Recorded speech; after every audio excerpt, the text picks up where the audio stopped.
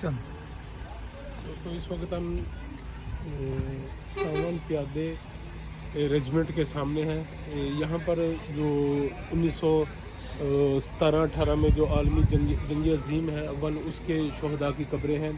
इस तरफ जो ये बाबा जी की तस्वीर देख रहे हैं, ये इस शहीद में जो जिंदाबाद जाने वाले आखिरी शख्स थे। और 1952 में जब ये जगह तामीर की गई है तो उसमें ये मौजूद थे और ये आखिरी शख्स थे। 1954 में 1994 में इनकी वफ़ात हुई है। और अब ये जो कब्रें हैं ये सारी एक अलामती कब्रें हैं। हालांकि यहाँ पर ऐसे उस जंग में ऐसे हुआ था कि यहाँ पर पहली रेजिमेंट होती थी, यहाँ पर दूसरी रेजिमेंट है तुर्कों की, और सामने इत्तेहादी अफवाज है। तो जो पहली रेजिमेंट में कभी ऐसा होता था कि बाप आगे खड़ा हुआ, बेटा पीछे दूसरी रेजिमेंट में, या कभी दोस्त वगैरह आगे खड़े होते थे।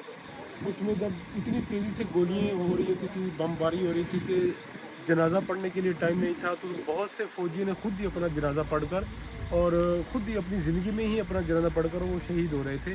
और पहले उनको यहाँ पर दफन किया गया, लेकिन जब नीचे से टैंक आते तो जो फ़ौजियों के जिस्म थे वो टैंकों की वजह से बाहर निकल आते थे, तो उन्होंने उसको मुनासिब नहीं समझा कि ऐसी बेरहमती हो रही है।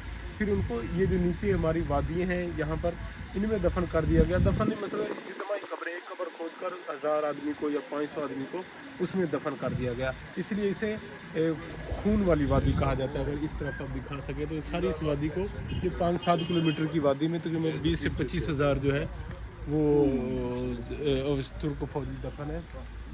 अब ये जो सामने आपको ये 3 मंजिला वो नज़र आ रही है बिल्डिंग, उसमें जो एक वो सल्जूकों का अलामती है, इसमें जो सबसे नीचे है ये सल्जूकी हुकूमत की एक अलामत है सल्तनत की। उसके बाद जो दूसरा है वो उस्मानी सल्तनत की अलामत है, और तीसरा जो है जो सबसे ऊपर वो जमहूरियत का है। यानी कि यहाँ तक आने में तुर्कों ने 3 जो मुसलमान सल्तनतें ने 3 मरतबा कुर्बानी दी। पहले सल्जूकों ने, उसके बाद उस्मानियों ने, और उसके बाद जमहूरियत ने। अगर जो यहाँ पर शहदा हैं इनकी जो कब्रों पर जो तारीख लिखी हुई है, अगर उनको आप देखें तो अक्सरियत है उनमें 25 साल 20 साल 25 साल 20 साल के बच्चे हैं। तो ऐसे भी है कि कुछ बाप और बेटा दोनों ही एक जंग में हैं। ये देखिए मसला है। और इसका एक ये उनका उस टाइम भी उस्मानियों के पास उनका वो था कि डेटा साहब का था। अब मसलन ये 1915 की इनकी वफ़ात है, लेकिन पैदाइश कब की है पता नहीं है। इसमें अक्सर वो है जिनकी पता नहीं। लेकिन इस तरफ आप देखेंगे तो इसमें बहुत सी कब्रें ऐसी भी हैं जिनके हम मिसाल के तौर पर ये देखें, ये जो एक इब्राहिम के नाम के एक शहीद है, और उनकी जो 1892 में पैदाइश है, 1915 में उनकी वफ़ात है।